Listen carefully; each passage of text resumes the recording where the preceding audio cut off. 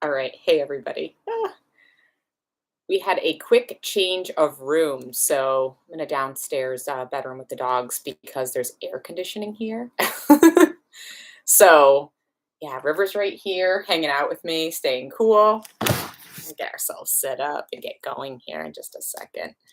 All right. Okay.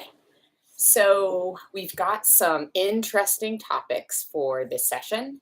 And I really hope that some of you have some comments or questions about some of these topics. Some of them are pretty straightforward and kind of make sense. Oh, you can see Tow's with us too, hanging out, taking a rest. Some of these topics are really straightforward, and others lend themselves more towards debate or opinions. And with some of the things we're going to talk about today, there are some um, there can be some strong opinions either way on them, and we'll talk about those a little bit. Um, the first thing I want to dive into, so we have three things I want to talk about today. And again, this hour is open for you to ask any questions about anything. So I have no problem if you just throw a question in that's nothing about anything we're talking about. It's all good. Or you can chime in on comments and questions about what the topics are. So our topics for this evening will be different types and different breeds of dogs and what makes them different. When you're thinking about getting a dog for yourself, maybe what to consider if which breed is for you. All right, there's Tao. All right, we have them both. And what to consider. So it's really important when you're looking for a dog to find the right match for you or your family. So we'll talk a little bit about differences in dog breeds and maybe what to look for. The other thing we'll talk about, because what's been really big in my life this week is different dogs' jobs. So kind of how different breeds and how different temperaments and different traits lend to different dog jobs. And some of you out there may also chime in on dog jobs that I don't talk about, which would be really great to learn about. Specifically today, this summer for 6 weeks, I'm teaching at Hartford's Camp Current here in Connecticut, and Tao and I are doing yoga with the kids 5 days a week. And today we had a little day off, and we had a special law enforcement day, but it's still full of dogs, and it was still amazing with a bunch of officers and different types of dogs. So we had dogs that are called facility dogs, that are more comfort dogs, service dogs, and then we also had canine handlers with their patrol dogs, showing us some of their protection work and some of their detection work, and then just having fun with the kids. So it got me really thinking about dogs with jobs, and it lends itself a little bit to breeds and genetics. So I thought they tied together. And then the last thing I wanted to talk about, which sometimes comes into play when we're having these conversations about different breeds, is the idea of rehoming a dog and kind of what that looks like. And that's a very individual process for each person. And that's where we may have some opinions around that and what that looks like. So we'll talk a little bit more about that. But we'll get started on our first topic, which is dog breeds. So there are a lot of dog breeds out there. Different dogs, different temperaments, different sizes. Purebred dogs, and now we're also seeing a big mix of purebred dogs. So we have a lot of doodles, right? Is a good example. So like Bernedoodles, Golden Doodles, Labradors, mixing the two breeds and kind of making this other breed, right, or type of dog that is now becoming really popular, right? So different things come with that. So different breeds will bring up different traits. So it really depends on what you're looking for in a dog. So we'll start with German Shepherds because that's what I have. That's what's here with me tonight. German Shepherds tend to have certain traits that they come with, right? They're very driven, very smart. If we don't do a lot of training with them, you can get some naughty behaviors, like sometimes reactivity, barking at people or barking at dogs. There is an element of suspicion in the breed, so they tend to be a little wary of strangers, but are also super loyal to their family and those that are in their circle. And then there's a varying degree in the breed of sociability and how social they are with people and other dogs, and how more reserved they are. Sometimes the breed can be called aloof, right? So that means that they're really into their person and kind of don't care about what else is going on. That can help with trainability with distractions. Um, I've had three German Shepherds as an adult. I had three as a kid too, but three as an adult, and they were all a little bit different. But River, who's here right now, hanging out, he's kind of out of the screen. Um, he's the most social shepherd I've had. He almost reminded me of a golden retriever. And he's very vocal, so he'd like to like sing at people. So that required a lot of training on my part to keep him with me and not necessarily going to say hi to everybody else that was around us. So that was kind of a surprise to me. I knew he was social. That's why I got him and asked the breeder about him, which works out great in my everyday life. But I had to train that so that he didn't run up to people. With a breed of German Shepherd, if my 85-pound full-grown shepherd runs up to somebody, it can be a little startling, even if he's just coming to say hello, which is all he would probably do. Um, but people are startled by that, right? Just because of the particular breed. Other breeds can lend themselves to that. Most people say, oh, it's a golden retriever. It's not a big deal. But golden retrievers have certain traits, right? But there's also a spectrum in that as well that can be more atypical for the breed too. So with that being said, I have a really social German Shepherd. Yes, he's still within the range of the breed. He's on kind of one end of it, and he wants to say hi to everybody. That required a lot of training. I never had to deal with that before. Tao, who's with us, is super social, but if I'm out and about with her, she doesn't. She just is with me. It's just who she is. And my last Shepherd was the same way. He was just like, I'm with you.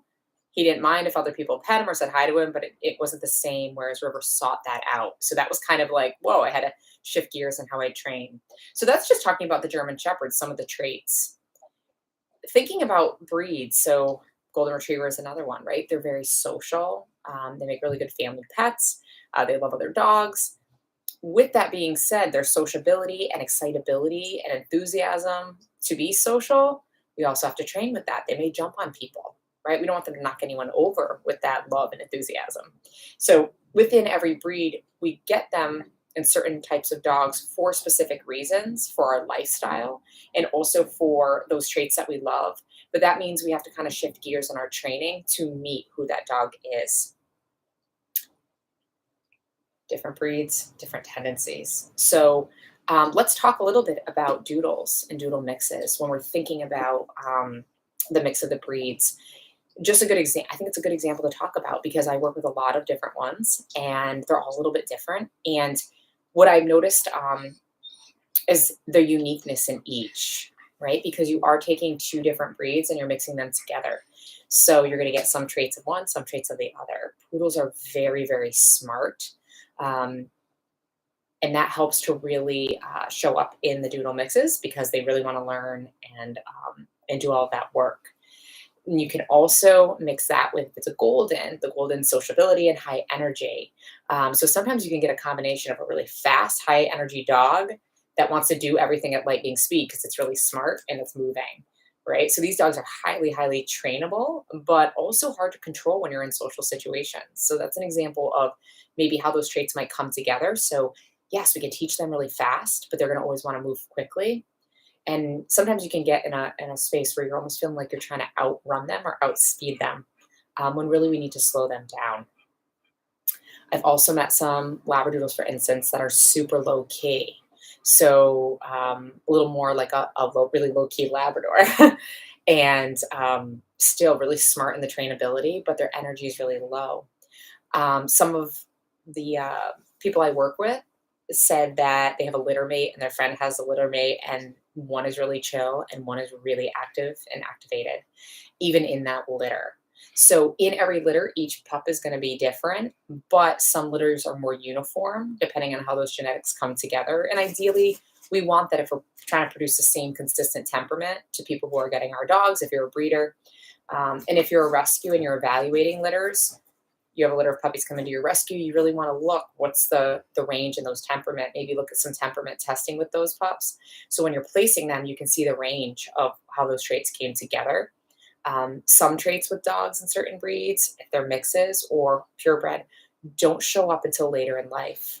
So I've had people call me and say, I got a Rottweiler, right? And, I meet with the family, and the Rottweiler is really low key, low energy. And then we hit like that 5, 6, 7 month mark, and we start to see other characteristics come out. And with certain breeds, those might be some more protectiveness, some more suspicion.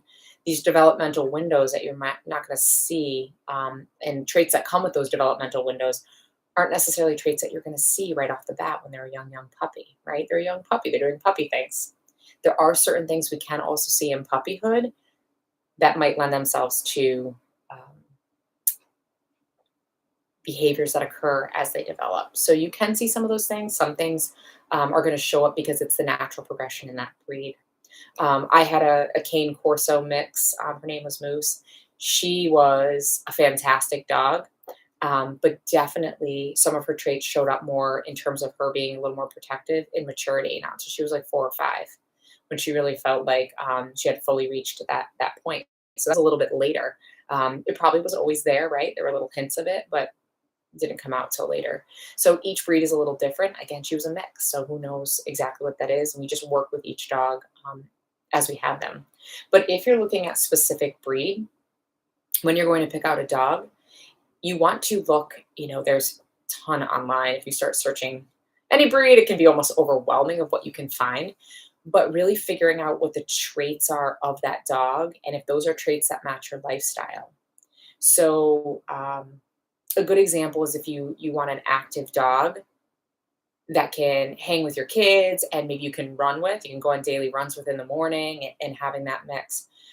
Finding the right dog that's active enough to do that, but also is really social and appropriate with kids, right? You're going to start to look at all those traits and how they come together. So there's some dogs that make really good running partners, but aren't necessarily going to love having tons of kids in your backyard and hanging out, right? They may have other behaviors like chase behaviors where they want to chase a toy all the time or they want to chase the kids. So really thinking about your full picture in your life before you look at those breeds, but looking up, doing some research on what the traits of that breed are or supposed to be. So when you're talking to breeders and you're asking, because it's a little bit of an interview process if you're going to research getting a dog from a reputable breeder, you know what kind of questions to ask. And when you're meeting their dogs, whether it's their dogs that they own or dogs that have been placed in families and you're able to meet them or interacting with the parents of an upcoming litter or something like that, you want to be able to see if you can see those traits. Or are they sociable? Do they approach me? Are they friendly? How excitable are they? Do they get along with the other dogs? Some questions you want to ask, right? How much energy and exercise do your dogs need every day? Because even in, say, the Labrador Retriever, there is a wide range from hunting dogs to service dogs. And the temperament and the range of that dog is different. The exercise that a hunting dog needs every day is very different than a dog that is being bred for service work in terms of what their service work is. Again, you can have everything in the middle in that range for family pets, but looking at the traits that you want and making sure that when you're talking to a breeder, you are asking about those things. Um, Sometimes we fall into a trap, and I've had this happen where people have gotten a dog because they're like, Steph, it's such a cool dog. Like it's so cool looking, and it does these cool things, and it's really smart, and we like that dog. And I can say I appreciate that, right? Like I appreciate Malinois, right? Um, or a Dutch Shepherd, right? They're a working dog. They're a police dog. They're very fast moving. I know for me and my lifestyle that I'm better with German Shepherds because they're a little bit slower paced. They think a little bit more about things, whereas the reaction time of a Malinois or Dutch Shepherd is a lot quicker, and you train a little differently with them, right? It's almost like flavors of ice cream, right? Like I love them all, but one is more. Is my favorite, right? Or is suited to me and fits my personality. So even within just those breeds right there, there's little tiny differences. So you want to think it could be a cool dog, but and really smart and cool looking, but does your lifestyle match that dog? So whether you're looking at a rescue or you're looking at getting a dog from a breeder, thinking about your lifestyle and how those traits come together, and you can absolutely have an appreciation for that breed and all breeds, but not necessarily say like I should bring that home, right? And knowing what your lifestyle is and what that demands. living with Tao and our other dog, Sadie. They're retired from a guide dog program. So they're active, even at almost 11 and almost 12 years old. They start very active in the yard, but they have really nice off switches. You can see Tao's just done with her day and hanging out with us. River's hanging out with me too, probably because it's hot out and he likes the air conditioning in here. His needs are different. When I decided to bring him into my life, I knew that my lifestyle would be different, that I need to meet his exercise needs at a minimum each day. Um, I was sharing with someone earlier that, River last weekend, it's been hot here in Connecticut, so I took him paddleboarding down the river and put a life jacket on him, and we went for an hour and a half, and he swam while I paddled, and then he'd get out and run the muddy riverbanks, which is hard to run in the mud. And then on the way back, almost swam the whole length back with a ball in his mouth the whole time. So working that. In the summer, it's the best way for me to exercise him. The water and swimming is so good for him, but it keeps him nice and cool. But we did that for an hour and a half, and he still came back into the yard and wanted me to keep playing ball with him. So his exercise needs are pretty high, and I was aware of that. And I knew when I did that, my lifestyle would change while I'm committed to him and have him in my life. So thinking about that, right? And I like to train, and my dogs come with me everywhere, and I'm able to do that. So it works pretty well. But even with a schedule change, like for the next 6 weeks, I said I'm teaching at camp.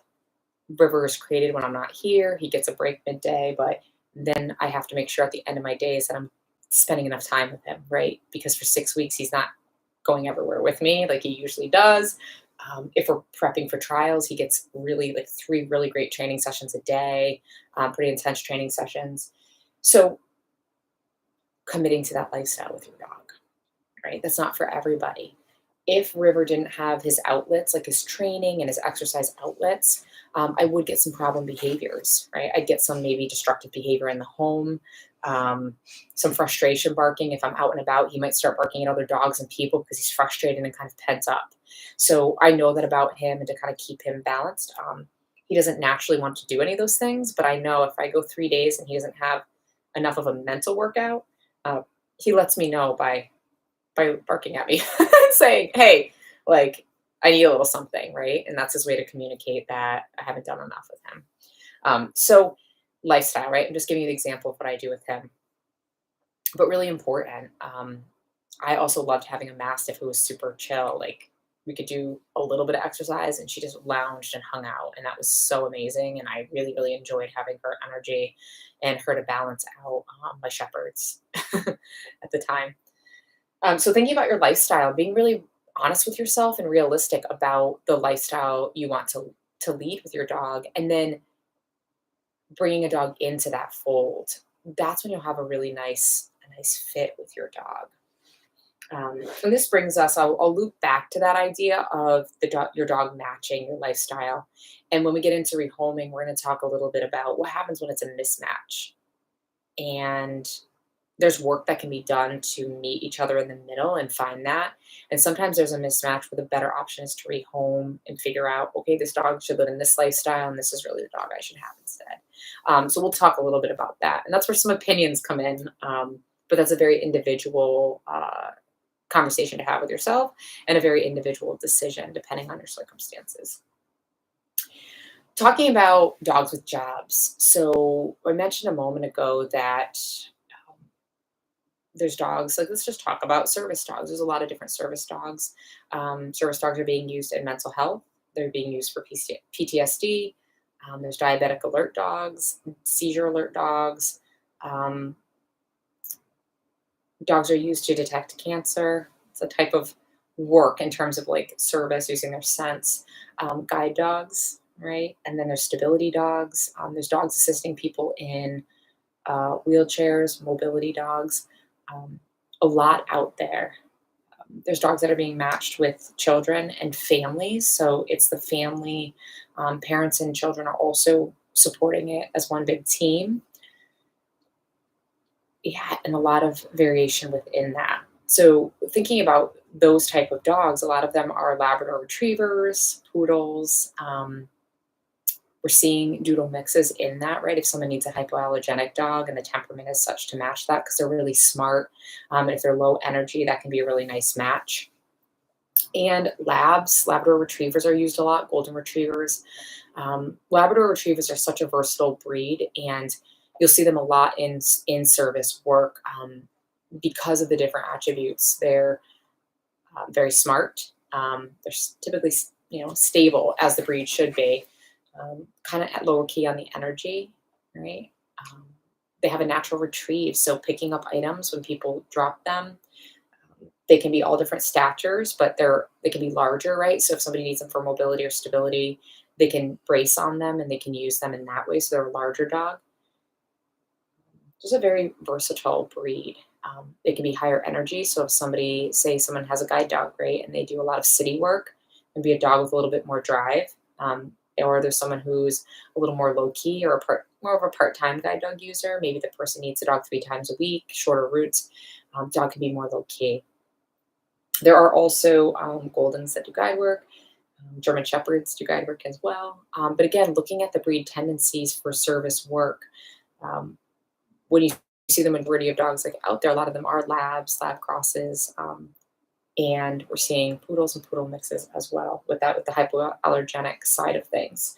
Um, Moving along kind of from dogs that have lower energy, drives are more suited for that type of work. We do talk about facility dogs, which are really blossoming programs here in Connecticut, and I think all over the country, is police officers with police service dogs called facility dogs. These dogs provide connection and comfort in the communities, and are a really nice way to help people de-stress, to help cope with trauma incidents, and all different types of things that happen within a law enforcement community, but also communities in towns that these officers or even college campuses, these officers are working. Another form of service dog, but it's almost like they're sharing that service dog, and the dog's job is to provide service to each individual it is interacting with. So really, really cool way to incorporate dogs into our communities.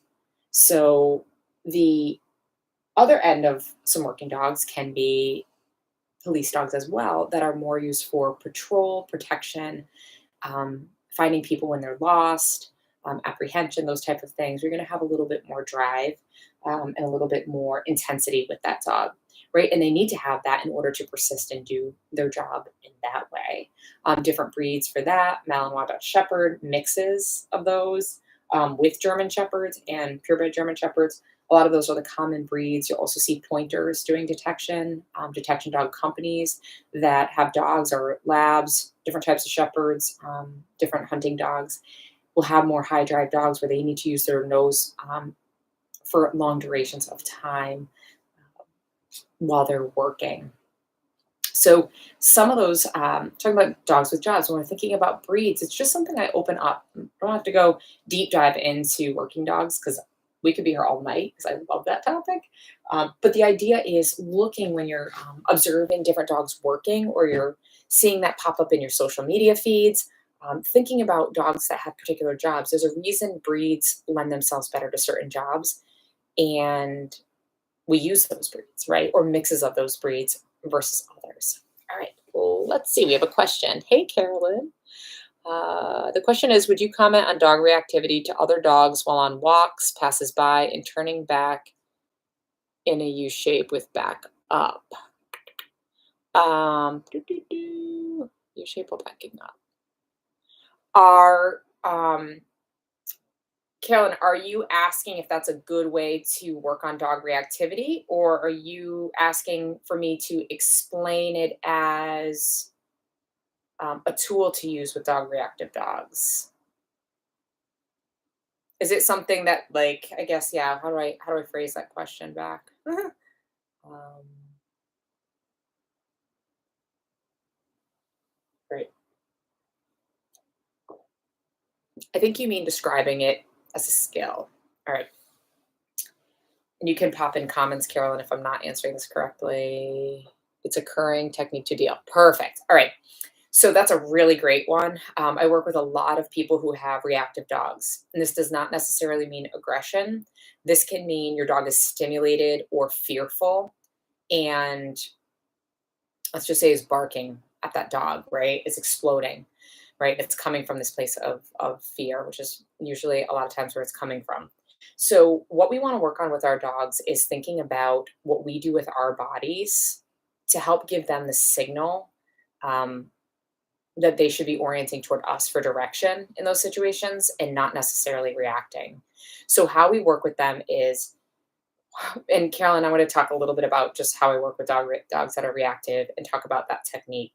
So, ideally, when a dog is reacting, instead of our dog reacting at that other dog and disengaging from us and turning away from us and reacting, we would want to have our dog engage back with us, right? For direction is how I look at that. So what Carolyn had talked about, which we've probably done together, Carolyn, is when your dog's reacting, backing up away from the stimulus, backing away from that other dog, giving more distance to help support your dog, backing them up, having your dog sit, and usually using food toward your dog for coming back to you. This way, your dog is not oriented toward the dog. They are physically turning around. They're facing you, and you can reward that behavior.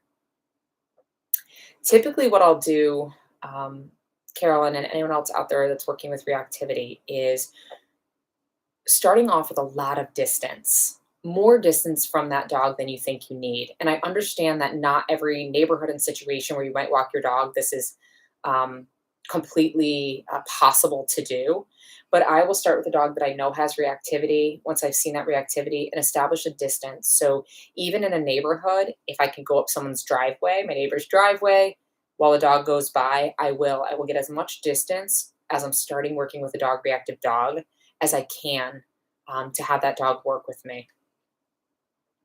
Distance is going to be your friend. Over time, once you've established that connection with your dog, you can decrease that distance. So, what I'll typically do is get distance if a dog is walking past me with a reactive dog and have my dog sit in front of me. And I can start with just them sitting calmly, oriented toward me, and I'll feed for that. Eventually, I'd like a dog to offer eye contact, right? A little bit more connection there, and you can work eye contact at home. Really, just if your dog makes eye contact with you, telling them yes, and then giving them a treat. Every time they make eye contact, yes, and treat. So I build that eye contact at my house, inside in every room of my house, outside in my backyard, on leash in my front yard, and every time I get out somewhere new with my dog. So building that in, and then you can bring it into walks where you sit with your dog when there's no dogs around. Have your dog sit and check in with you. Your dog sit and check in with you. Establishing this connection with your dog that their default becomes sit in front of me and be with me. We're going to get there, Carolyn, how it ties to what you're working on. So if you get distance, stop your dog from being in motion. A lot of dogs, when they're in motion, are building. They're building momentum. And when they see a dog coming, your body, their body, the other person's body, and their dog's body are all oriented towards each other. So you're getting this, they're coming together, build, build, build. And whether this dog responds or not, your dog is going to blow up because there's this building of pressure. There's no interruption of the dogs staring at each other that just keeps coming until it's like it's going to crash, right? So if a dog is coming, I'm going to let that dog pass by. I'm going to move up a driveway. I'm going to have my dog sit. This dog can go by. My dog is sitting, checking in. I'm rewarding all of that. Once the dog goes by, I tell my dog they're the best dog because they didn't react. And then I continue on my path. That's where I start. Letting dogs pass by if I can do that, right? If a dog is in a yard, it's a little bit harder, right? That's going to be a little bit more management in the beginning stages. I might just be feeding my dog to try to get them by. Again, I'm getting as much distance so my dog isn't reacting, right? And I at least can say, good, super. I'm rewarding them, feeding them, not just feeding them to get them by it. That happens if you have to manage. But I really want my dog just feeling like, okay, I don't need to react at this distance and I'm getting paid for it. But ideally, I like to always move. I still do this with all of my dogs. I've been trained to do this, even though they weren't reactive, but they were puppies. But I teach this to prevent reactivity because in German Shepherds, it can be pretty prevalent in the breed just because they're excited about dogs. They're thinking. They might be challenged by another dog. So I started when they're young puppies. I just teach them, we move over. So even to this day, Tao's going to be 11, River's 4. We're on a trail. I call them if they're off leash. We move over. They sit. They wait for the person to go by. They hang out. No reaction. They check in with me. They get up all their food. We keep going. I unclip their leashes and carry on if they can be off leash. If not, they're on leash and we keep going. They know that. They don't even think anything of that. It would be too much for me with 2 dogs on leash, even though my dogs are trained with me to walk nicely on leash. With another dog, if that dog reacts and now I've got my dogs reacting, it's just kind of a recipe for disaster. My dogs also can rely on me to take control of situations with other dogs, and your dog will learn that too, to be able to trust you when you're out with them, right? So this is also kind of a promise I make to my dog in the beginning stages. I'm going to move you away from this. If you're reacting, you're letting me know you're too close and you feel unsafe. All right, gotcha. So before it can even happen, I see the dog coming. I'm going to get as much distance as I think my dog needs. If they start to react, you just get a little more distance and ask for the sit. Working your check-ins, do your homework, work on it at home and low distractions. Then you're going to work it out on the street. Always moving aside, letting them go by if I have that choice. Then you're going to decrease your distance. When we talk about the call back to you, Carolyn, and if anyone's thinking about that, we're going to loop back to that because that was your original question. So typically dogs are going by, I'm going to move over, my dog's going to check in. Promise to my dog is I've got it handled. Another promise I'm making, and this is going to build trust in your relationship, right? And the more you strengthen your trust in your relationship with your dog, the more they look to you for the answers, the more they stop reacting, right? Because they're like, you've got this. My promise is I'm not going to let anybody in your safe bubble, whatever that is for that dog. For my dogs, that might be a 6-foot radius around them. So if that dog's going by, I'm not going to allow the dog to come in 6 feet anyway around us. Some dogs, that bubble's 20 feet. It really depends on your dog, and that bubble can shrink. But that's my promise to my dog is no dogs are going to approach you, because I'm going to tell the other person, no, please don't approach my dog, because what starts happening is your dog stops reacting and then people get closer to you, right? Because when you have a scary German Shepherd, I got German Shepherds, right? And they're blowing up and reacting, people do not approach you. But once your dog is under control, you may get that. So it's really on you, if you want to build that trust with your dog, to say, hey, no, I'm sorry, we're training, thanks. Because they'll say, what a beautiful dog. Your dog is so well trained. Your dog is so good. That's awesome. Thank you so much. Have a great walk. My promise to my dogs is they're not going to approach. This way they feel safe. They trust me. They'll trust you, that no dog is just going to come up to them. Even if your dog's social, all of my dogs are social, they will greet dogs. I don't know who that other dog is. So I'm not willing to risk and leverage my relationship with my dog and all that hard work I've done on the off chance that that greeting could go bad and reinforce the dog reactivity you're working so hard on. Hey, bud. So thinking about that idea. Now thinking about your walking, right? So you're walking and let's just say a dog is coming towards you, because in a lot of neighborhoods where we walk our dogs, that's what's going to be happening. So what I would do to help my dog here, and this is what you kind of brought up, Carolyn, is a great technique, is 2 dogs are walking like this. You want to start this way at a distance, because again, as they get closer, right, what's going to happen? They're going to build, right? So they're getting closer and you're going to get that. So what I'm going to do is, we'll work from the side, is dogs are getting closer. You have 2 options here. You can say your dog's name, take a couple steps back, show them that you have food, call them to you. So say it was River. River, come. Call him to me, sit, and start working on him checking in from that distance, if that's enough distance. Or you can call him to you. Yeah, super. Just get his attention. Then I'm going to walk up a driveway or turn around and walk and get myself a little bit more distance in someone's yard or a side street, and then work my check-in from there. So that could be a nice transition from you're walking towards each other, call your dog to you, orient, get yourself where you need to be, get your distance, and support your dog that way. So that can be a way to disrupt that stare that can happen between dogs and all that pressure. When your dog is called to you, it decreases that pressure and intensity. The staring stops. It breaks that whole energy that's building. They orient towards you, which is where you want them, where you can kind of have that trust, right? Where you trust me. That other dog coming, the other person's like, he's friendly. You're like, I'm sorry, we're training. Please don't approach my dog. And you don't have to say anything more than that. No, please don't say hello to my dog. We're in training. And I say no to people all the time and typically don't have a problem. You're going to occasionally get somebody that's like, what? Your dog's not friendly? And they might say that and you're like, no, I'm sorry, we're just training. And you can carry on or turn around the other way and go the other way. Most people, if you say it in a really positive tone, just say, hey, we're working on some training, but thank you for asking. They're really good. Again, that's my promise to my dog. I'm not going to allow them, someone to breach their bubble. Something that I find is can even be more effective than calling your dog back. Because what happens if you have a dog that's a little more nervous or you run out of food, right? And so you try to call your dog that one time and they're kind of like stuck, maybe they're still staring. It's kind of like a sticky response, I call it. It's not automatic response because they're really nervous about that dog and they don't want to turn their back to that dog. One thing I actually like even better than the calling back to technique and backing up, and this can be really seamless, is if your dog is on the left side, you're coming towards the other dog. Say, my dog is here where my thumb is. You're coming here towards the dog. I'm going to turn left into my dog. So what's happening is I'm going to turn left and I'm just go the other way. Then I'm going to find my distance. So you're coming together, you turn left into your dog, you're cutting your dog off. So as the dogs are looking at each other, you're almost coming here and you're taking a left and you're turning your dog around. So you're making a U-turn. Instead of your dog making that U-turn to you, your dog's here on your left, you're going to turn and your dog will drop back. This you don't need food for. So on your walks, I would throw these type of turns in. You're taking a left turn, you're going to cut your dog off.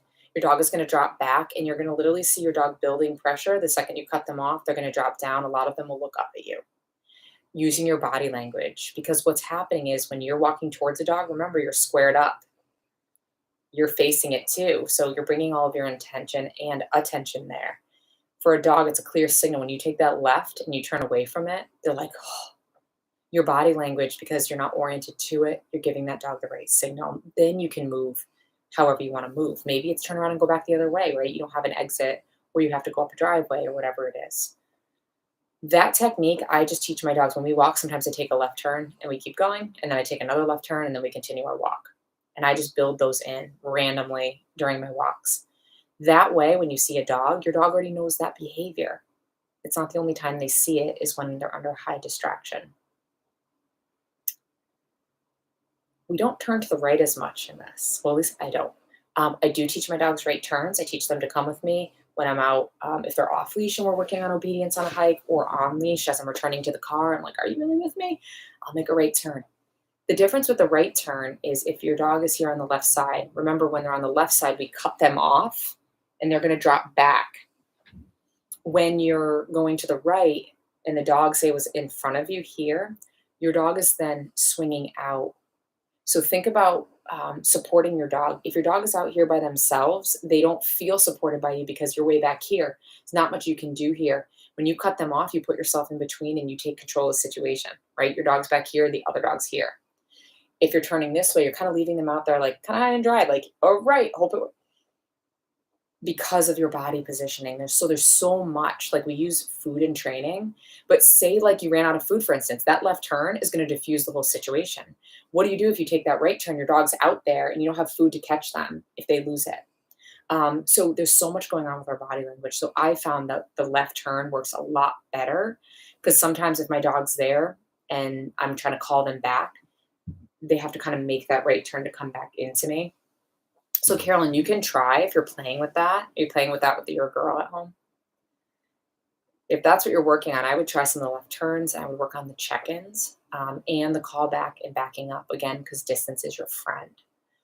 Yeah. Do you have any questions, Carolyn, on the techniques of the left turn or some of the distance and kind of getting her stationary? Makes sense. Perfect. Yep. So all of our body cues. The other thing I'll layer in, since we're talking about reactivity, which is something I talk about with everybody I work with, reactivity, because we do a lot. So I teach dog yoga, which all the concepts of yoga also apply to dog training.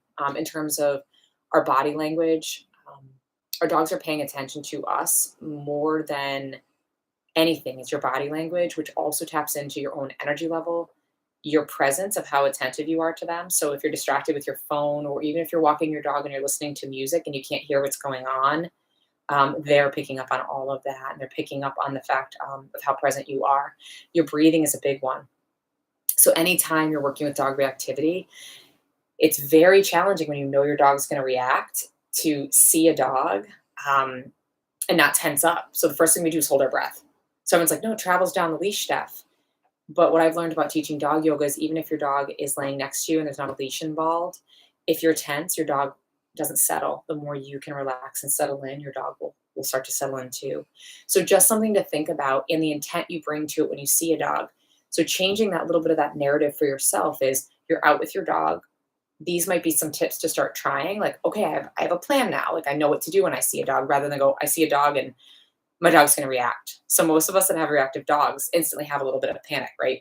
Uh-oh, my dog's going to react. I just saw a dog. By even saying that to yourself, we set that intention and it happens, right? Because it just plays out because that's where we're putting our energy and our focus is we're focusing on the dog. We're stop breathing. We're tense and our dog's hackles go up. And then in like 3, 2, 1, it's like a 3-second countdown. If we don't interrupt it on the first second, they're exploding. And it happens so quickly because it's your breathing, it's your energy, it's our intention. So something that you might want to shift is it doesn't mean that you're going to breathe differently right away. Like that comes with practice. Is saying to yourself, and sometimes I've even said it out loud, and I've had clients say it out loud, and they're like, "This is great." Is I've got this. When I say I've got this, it's like I say it with confidence, right? It's hard to say I've got this with any question. So sometimes I'll walk with my dogs. I see a dog, I'm like, or I've got you. Like, I've got you. Doesn't mean I'm not feeling inside like, oh my gosh, but I'm like, I've got this, I've got you is a message you're saying out loud. You can say it in your head. You're saying to yourself, you're shifting yourself into this more of a confident stance. I've got this, I'm in control of this. This is what your dog needs. I've got this. Take that left turn, get yourself in position. Even if you're just starting to sit with your dog and feed them. Like, I see you, I got you. This is what we're gonna work on. The more you have that plan, the more you do that, you eventually will start to breathe a little differently and that. But sometimes in the beginning, if you're like, I'm gonna fake it till I make it, like that's all good. Once you start to really build that pattern, instead of it's like I see a dog, oh, this is gonna go bad. Instead, you're like, I got this. I'm getting you into a situation. I'm setting you up. The more consistent you can be, and energetically, like I've got you. This is what I'm doing. No dogs are gonna come in your bubble. This is my promise to you. It's like I've got you, right? I've got this. That security will change the picture for your dog and for you. So even if that's your takeaway with this, it's like, I've got this. It's like, I've got it. And eventually it will feel differently because you and your dog will establish a pattern where you don't react and you don't have to react to their reactivity because it's really happening with the both of you, right? Your dog's has a propensity maybe to be visually excited by that, sees a dog, isn't sure for whatever reason. And we're just saying like, hey, you don't need to do that anymore. Come over here. I'm with you. No dogs are gonna come in your bubble, and I'm gonna keep you safe. So I love that question, Carolyn. That's a good one. That was like a little bit of a deep dive. When we're talking about reactivity, it's never a simple answer. Every dog is a little bit different, but I'm sharing with you the main techniques that I work with dogs that seem to be really supportive about the relationship piece. And I try to keep it nice and simple because um, when our dogs are going into a state where they feel like they need to react, the simpler and more consistent we can be, the better with that, right? Rather than asking for a bunch of different things because they're barely able to keep it together just to sit nicely and quietly for you, right? So let's make it really simple. We start there, then we work on eye contact, then we work on getting a little closer. And eventually you can work on walking by dogs, right? As we advance that. Um, but yeah, I love that question, Carolyn. So thank you so much. And I'm just so happy you're here. It's so nice to have you, dear. All right, we have about 15 minutes, so I want to leave space. Again, chime in your questions at any time. So I want to touch briefly on the idea of rehoming dogs because it can be a sensitive topic for people, and there can be strong opinions. Some people, over the course of working with dogs for about 20 years, um, I've heard a lot of different things. There's a lot of judgment around rehoming and a lot of opinions. And I think it's such an individual process. So I've worked with people through a lot of different behavioral problems with their dogs, relationship, connection, strengthening all of that. And it's been beautiful, right? And the transformation. Sometimes when we're talking about breeds and why rehoming kind of ties to that is sometimes it's a mismatch. You get a dog with particular traits, it's a mismatch in your life. And when you make that choice to rehome, it's for the best of that dog because you're like, yeah, this is my lifestyle, this is my work schedule. And like, I don't feel like it's fair. I'm not giving this dog what it needs. So you make the responsible decision to work with an organization or you have a friend or somebody to rehome that to a home that's a good match with, right? So that's supporting your dog, right? You realize, okay, I got this dog, or my lifestyle changed drastically, and I'm not able to have this dog. I've had experience with people who have had a dog, had the lifestyle with a dog, and they have children. And unfortunately, even with work, the dog isn't safe with kids. Um, Still an awesome dog, but it's stressful for the dog and it's a safety concern for children. And people rehome their dogs to a home that doesn't have young children. Maybe the dog is fine with teenagers or older kids. Dog has a beautiful life, right? That's a safety concern. I've still talked to people through the years that say, like, no, you should never rehome. It's a lifelong commitment. Um, and that opinion is valid, right? If that's how someone feels. It's also a valid opinion to say, this is for the safety of my family and I love my dog and it's heartbreaking. The people I've coached through that process, it's really heartbreaking. When the dog goes to where it is and lands and has a beautiful life in its new home, um, there is some closure there. So there's different reasons people rehome dogs. So I'm always really open about it. I'm somebody who's happy to ever answer questions and talk to people about that process. I've worked with people where we've worked on behaviors, The behaviors have improved tremendously. But again, it's a safety concern. The dog might be fighting with another dog in the home, where the dog that's being attacked has to go to the vet. Um, and it's significant. So even with training, it sometimes with everything you're doing, it's still a safety concern for the other animals in the home. And I'm thinking of one particular case that I was working with, a family I was working with, that when that dog went into a different home where it was the only dog, that dog thrived and its stress level went down, and the rest of the household with the other dogs, they all relaxed, right, and went back. And sometimes you don't realize until you make that decision and you make that shift that was the best decision. It's hard when you're in it because it's extremely painful and difficult to. Our dogs are part of our family to say like this is no longer where you fit or this or we tried it. We rescued a dog and we tried it for 6 months to a year and once the dog settled in, this is what we're getting, right? So this idea, there's many different situations. And there can be some judgment around that. And I know the biggest thing when I'm working with people who are making a decision to rehome is that self judgment and like a societal pressure that we commit to our dogs and we shouldn't rehome. Personally, I've had um, two dogs that I rescued either from a shelter, a local animal shelter, and one from a rescue. And both were very different experiences, had different behavioral things. Um, one of my first dog carried a lot of her things that happened in her early puppyhood and her young into life. And for the 11 years I had her, um, still some of it was there, right? As much as we worked on it. And it worked for my lifestyle at that time. And my second rescue just kind of seamlessly fell into my life. um, Basic training. She was really easy. My Mastiff, she was just like this cool dog, right? And it was just like I can roll. Didn't really carry any trauma. You would have no idea that she was abandoned in an apartment and found, and you would never know. I would never know. So dogs, when they come into our lives, they carry. So I've had two dogs that were rehomed right into my home, right? So I've taken in two rehomes, and I don't know the circumstances. I have a little story with my Mastiff. My pit just was found roaming.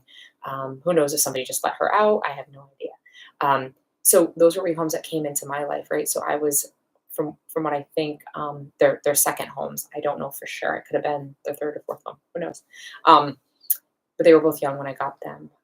My first German Shepherd that I had as an adult, he was raised for a guide dog program. So he was born and raised until 8 weeks at the kennel, the facility. He was raised by one person for 16 months of his life. He came in for formal training He was in the kennel and with me for 6 to, I'd say almost 8 months. Then he went and was placed as a guide dog. Unfortunately, he was attacked by a dog in the field and couldn't recover from that. Came back to the kennel, then he came back to live the remainder of his life with me. So if you think about the transitions that dog went through, ideally he'd be raised, trained, and be with a guide dog handler until either he was retired at 10 or 11 and maybe came back to the organization, or lived the rest of his years with his person or family member friend. So I think about that rehome situation, and welcomed into my life as a rehome, um, and that worked out great.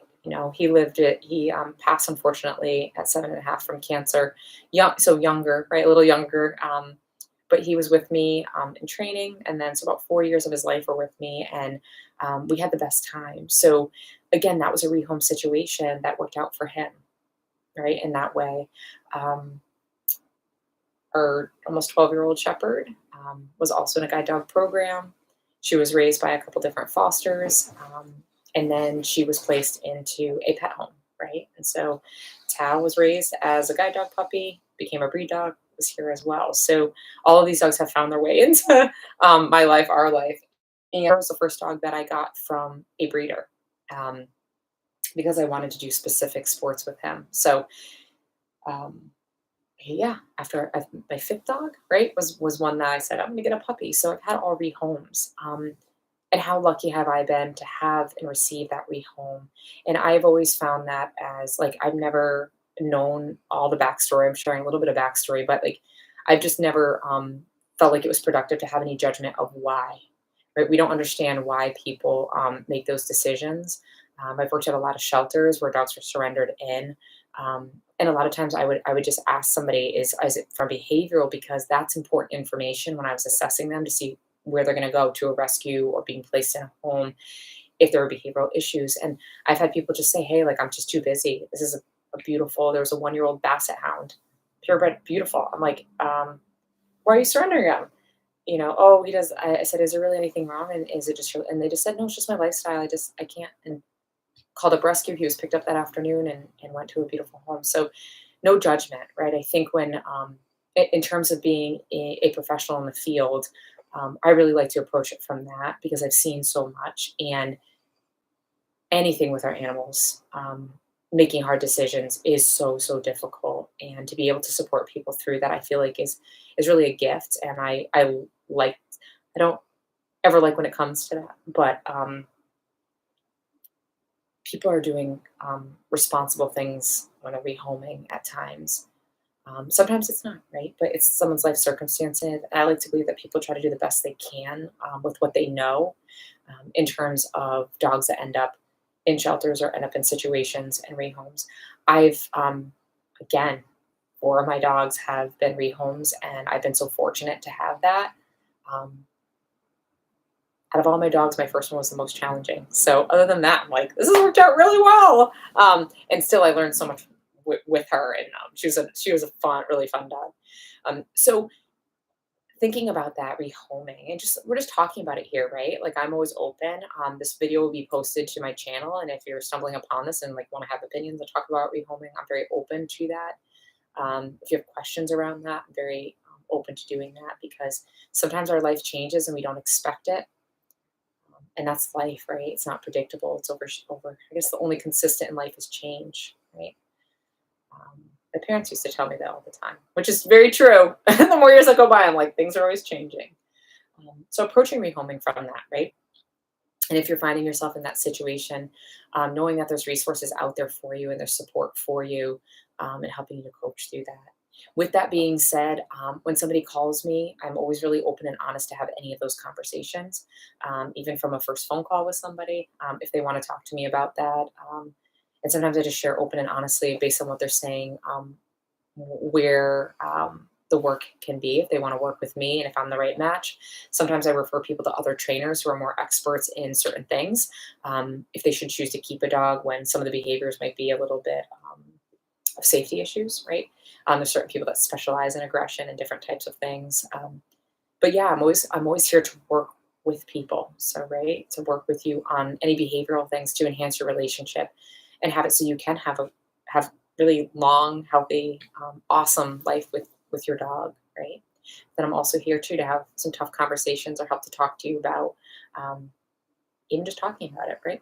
And being open about it. So again, um, rehoming. So today we covered dogs, different dog breeds. Again, all of these topics we could go on and on. We're just touching on them. We talked about dogs with jobs. Thank you, Carolyn, for the awesome question on reactivity. We did a little as deep dive as we can do in one of our sessions here on reactivity. And again, we have these every month. So if you're playing around with this, anybody that's working with dog reactivity, you want to revisit next month, jump on here. You can give some feedback and we can keep continuing that conversation. And then we talked a little bit about rehoming. So something I'm also always open to talking about with everybody out there.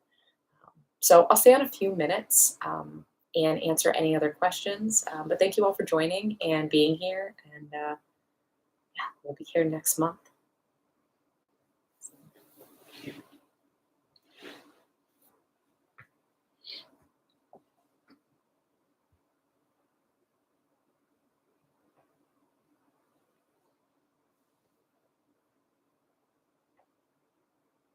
I think my dogs are really enjoying the air conditioning. River's over by the door. He's sleeping, and Tao is. It's been a really hot day here in Connecticut. It was like, I don't know, 90. And it just, usually I'm upstairs in my space. And I had a class from like 3:30 to 4 today. And I was up there with the fan, and it's where I can lay out my yoga mat. And it was so hot. So I was like, we're just going to be downstairs. I was pretty happy about it. Good. All right. Doesn't look like any more questions. Everybody, you have a wonderful night. We'll see you back here next month. And yeah, that's it. Talk to you soon. Bye.